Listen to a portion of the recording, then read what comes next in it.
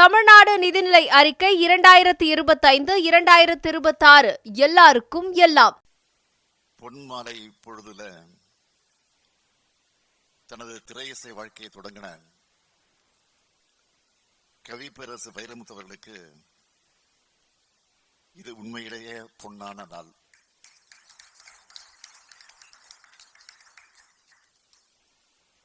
தமிழின் புகழை உலகமெல்லாம் கொண்டு சேர்த்த கவிப்பேரரசை பாராட்ட உலகத்தின் பல்வேறு அறிஞர் பெருமக்கள் வந்திருப்பது உள்ளபடியே பாராட்டுக்குரியது, மிகப்பெரிய பெருமையாக அமைந்திருக்கிறது. பல்வேறு நாடுகள், இந்திய மாநிலங்கள், தமிழ்நாடுன்னு பறந்து விரிந்து எல்லை சார்ந்த பல்கலைக்கழகங்களிலிருந்து 22 அறிஞர் பெருமக்கள் கலந்துகிட்டு கட்டுரையை வாசிச்சிருக்கிறாங்க. இது கவிப்பேரரசுக்கு பெருமை சேர்க்கக்கூடிய விழா மட்டுமல்ல, தமிழுக்கும், தமிழ் கவிதைக்கும், இலக்கியத்திற்கும் பெருமை சேர்க்கக்கூடிய விழாவாக அமைந்திருக்கிறது. மொத்தத்துல வைரமுத்துவ பாராட்ட உலகமே வந்திருக்கிற உலகளாவிய இலக்கிய விழா இந்த விழா. இப்படி ஒரு இலக்கிய திருவிழாவில் பங்கெடுப்பதில் நான் பெருமைப்படுகிறேன், மகிழ்ச்சி அடைகிறேன். பொதுவா தலைவர் கலைஞர் அவர்கள் தான் நடுநாயகமாக இருந்து கவிப்பேரரசுடைய விழாக்கள் நடைபெறும். வைரமுத்துவர்கள் எழுதின 17 நூல்களை வெளியிட்ட கைகள் கலைஞருடைய கைகள். இது அவங்க 2 பேருக்கும் இருக்கக்கூடிய நட்பினுடைய அடையாளம். முதல்ல 1989ஆம் ஆண்டு எல்லா நதியிலும் என் ஓடம் என்ற புத்தகத்தை தலைவர் கலைஞர் அவர்களை வைத்து வெளியிட்டார். நம்முடைய வைரமுத்து அவர்கள் தலைவர் கலைஞர் அவர்களை தன்னுடைய ஆசான் என்றும் இலக்கிய தந்தை என்றும் கவிப்பேரரசர் அழைப்பார். ஒரு முறை கவிஞர் தந்த புத்தகத்தில் எழுதியிருக்கிறத தலைவர் கலைஞர் அவர்கள் மேடையிலே வாசிச்சு காண்பிச்சார். என் இலக்கிய தந்தை கலைஞர் அவர்களே,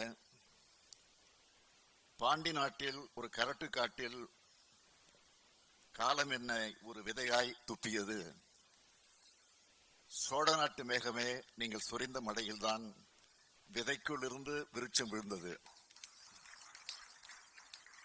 இந்த விருட்சம் உங்களை வணங்குகிறது. உங்கள் இதயத்தில் வைத்திருக்கும் உங்கள் இலக்கிய மகன் வைரமுத்துன்னு கையெழுத்து போட்டு கொடுத்திருந்தார் வைரமுத்து. அத்தகைய நமது கவிப்பேரரசு அவர்களுடைய தமிழாற்று படை நூலையும் மகா கவிதை நூலையும் வெளியிடுகிற வாய்ப்பு எனக்கு கிடைத்தது. நிலம், நீர், தீ, காற்று, வானம் ஆகிய 5 பூதங்களையும் யாராலும் அடக்க முடியாது. ஆனால் ஒரு கவிஞனால தமிழ் கவிதைக்குள் அடக்க முடியும்னு மெய்ப்பிக்கிற புத்தகம்தான் இந்த மகா கவிதை நூல்னு அந்த விழாவில் நான் குறிப்பிட்டேன். ஒரு தமிழ் கவி உலக கவியா மாறும் உயரம்தான் அந்த நூல். அது ஆங்கிலத்திலும் மொழிபெயர்க்க வேண்டும்னு அப்போ நான் ஒரு வேண்டுகோள் வச்சேன். அது இன்னைக்கு நிறைவேறியிருக்கிறது. முனைவர் மரமலை லக்குவனார் மொழிபெயர்த்த அந்த நூலை நமது மதிப்பிற்குரிய முன்னாள் ஒன்றிய நிதியமைச்சர் ப. சிதம்பரம் அவர்கள் வெளியிட்டிருக்கிறார். பல்வேறு நாட்டை சார்ந்தவங்க இங்கே வந்து வாழ்த்தினதை பார்க்கும்போது உலக கவியா மகுடம் சூட்டப்பட்டு விட்டார் நம்ம கவியரசு வைரமுத்து அவர்கள் என சொல்ல தோணுது. திறமான புலமையெனில் வெளிநாட்டோர் அதை வணக்கம் செய்தல் வேண்டும்னு மகாகவி பாரதியார் பாடினார். கவிப்பேரரசு வைரமுத்து திறமையான புலமையானவர் என்பது அடையாளம்தான் இன்னைக்கு அறிஞர்கள் எல்லாம் ஒன்று சேர்ந்து பாராட்டுவது. பொதுவா அறிஞர்கள், புலவர்கள் ஒருத்தர் இன்னொருத்தரை பாராட்ட மாட்டாங்க. ஆனா நம்ம ஜெகத்ரட்சகன் யாரையும் வஞ்சனை இல்லாமல் பாராட்டுவார். எல்லோரும் இப்படி இருக்க மாட்டாங்க. அறிஞர்கள், கவிஞர்கள், பேராசிரியர்கள்னு பெருமக்களால போற்றப்படுகிற கவிஞரா நம்ம வைரமுத்து இருக்கிறார். இதை முன்கூட்டி உணர்ந்துதான் 1999 பெய்யென்ன பெய்யும் மழை கவிதை நூல் வெளியீட்டு விழாவில் அப்போதைய முதலமைச்சர் கலைஞர் அவர்கள் சான்றோர்கள் இருந்த வகையில வைரமுத்துவுக்கு கவி பேரரசு என்ற பட்டத்தை வழங்கினார். அந்த கவி பேரரசு வைரமுத்து அவர்களுடைய படைப்புகள் குறித்த பன்னாட்டு கருத்தரங்கம் வைரமுத்தியம் என்ற பெயர்ல நடத்தப்படுது. வைரமுத்தியம் என்ற நூலை நான் வெளியிட திரு ஜெகத்ரட்சகன் அவர்கள் அதை பெற்றுக் கொண்டிருக்கிறார். கன்னித்தமிழ், கற்கண்டு தமிழ், கற்கத்தமிழ், காந்த தமிழ், காவிய தமிழ் ஆகியவற்றின் மூலமா மண்ணை, மக்களை, மொழியை, இனத்தை, மானுடத்தை காக்கும் கொள்கைகளை வடித்து கொடுத்ததால்தான் அனைவராலும் பாராட்டப்படக்கூடிய மனிதராக நம்முடைய கவிய பேரரசு அவர்கள் விளங்குகிறார். அவருடைய 71வது வயசுல இந்த வைரமுத்தி விழா நடத்தப்பட்டாலும் 10 வயசில் இருந்த கவிதைகள் எழுத தொடங்கினார் இவர்.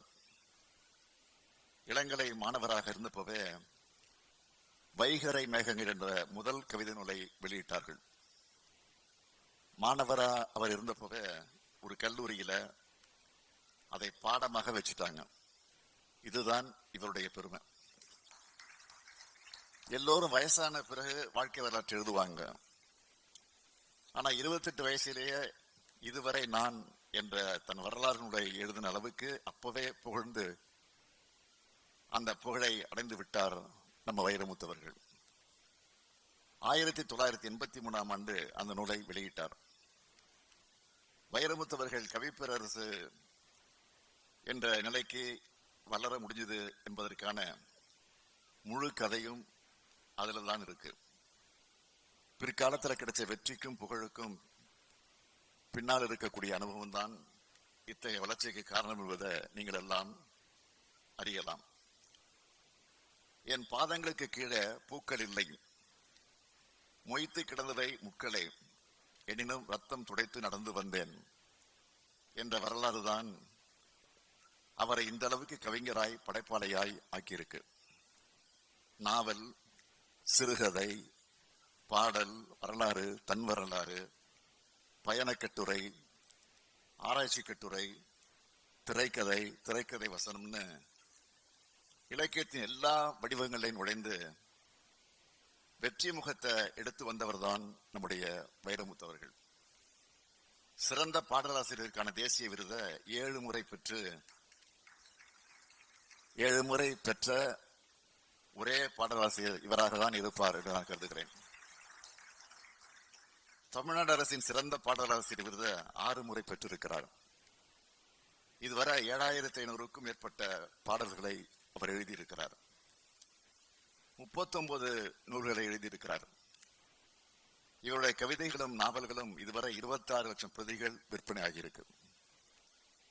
சாகித்ய அகாடமி விருது பெற்ற இவருடைய கள்ளிக்காட்டு இதிகாசம் நாவல் இந்தியாவின் 22 மொழிகளில் சாகித்ய அகாடமியால மொழிபெயர்க்கப்பட்டு வருது. இந்தியாவின் உயரிய விருதுகளான பத்மஸ்ரீ, பத்மபூஷன், சாதனா சம்மான் போன்ற விருதுகளை பெற்றவர். தமிழ்நாட்டின் புகழ்பெற்ற 3 அரசு பல்கலைக்கழகங்களின் கௌரவ டாக்டர் பட்டத்தையும் பெற்றிருக்கிறார்.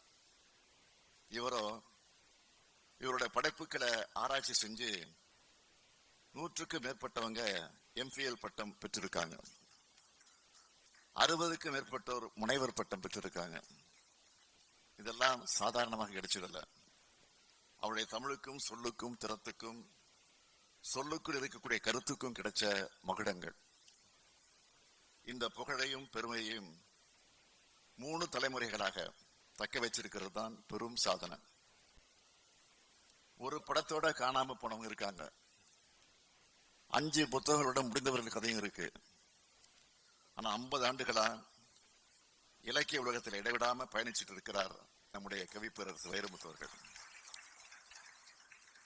3 தலைமுறை படைப்பாளிகளோட, 3 தலைமுறை இயக்குநர்களோட, 3 தலைமுறை இசையமைப்பாளர்களோட, 3 தலைமுறை இளைஞர்களோட இயங்கிக்கிட்டு இருக்காரு. இன்னும் பல தலைமுறைகளோடும் அவர் பயணிப்பார். அப்படி ஒரு ஆற்றல் அவருடைய மொழிக்கு உண்டு. ஒவ்வொரு படைப்பையும் ஒவ்வொரு கருத்துக்கு அடிப்படையாக வச்சு படைச்சிருக்கிறார். புலம்பெயர் மக்களின் வாழ்வியல் வலிமை உணர்த்தும் கள்ளிக்காட்டு இதிகாசகம், ஆணாதிக்க சமுதாயத்தில் சுரண்டப்படும் ஓர் உழைக்கும் பெண்ணின் போராட்டம் கருவாச்சி காவியம், புவி வெப்பமாதல் என்னும் உலக துயரத்துல இந்திய விவசாயி படும் இம்சையை சொல்லி அதுக்கு தீர்வையும் சொல்லுகிற 3ஆம் உலகப் போர், மரணத்தின் விளிம்பில் கூட நம்பிக்கையை முன்வச்சு வாழ்வின் பெருமை பேசும் தண்ணீர் தேசம், நிலம், நீர், காற்று, தீ, வெளி என்ற 5 பூதங்கள் பற்றிய 5 நெடுங்கவிதைகளின் பெருந்தொகுப்பான மகா கவிதை. இப்படி தன்னோட ஒவ்வொரு படைப்பையும் ஒவ்வொரு விதமாக படைச்சவர் நம்முடைய கவிப்பேரரசு அவர்கள். அதனால்தான் கவிப்பேரரசராக அவர் உயர்ந்து நிற்கிறார். மரபையும் புதுமையும் இணைச்சதுதான் நம்முடைய கவிப்பேரரசருடைய சாதனை. சங்க இலக்கியத்தையும் சந்த இலக்கியத்தையும் பிணைத்தவர் அவர். கனவையும் கலையையும் அரசியலையும் சேர்த்தவர் அவர். திரையையும் இலக்கியத்தையும் குடைத்தவர் அவர். தமிழையும் உலகத்தோடு கொண்டு போய் புகுத்தியவர். இதன் மூலம் மக்களுடைய நெஞ்சங்களில் நிறைந்தவர். அவர் நூலை படிக்காதவங்க இருக்கலாம், ஆனா அவர் பாட்டை கேட்காத செவிகள் நிச்சயமாக இருக்க முடியாது.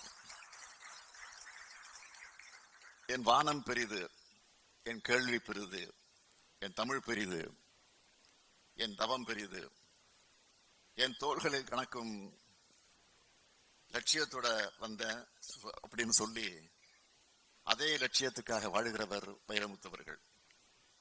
தமிழ் பண்பாட்டு மரபை, திராவிட சிந்தனை மரபை, பொது உடைமை கொள்கைகளை குறிக்கோளை கொண்டவராக தன்னை அடையாளம் காட்டிக்கிட்டு தான் வைரமுத்தவுடைய தனித்த சிறப்பாகும்.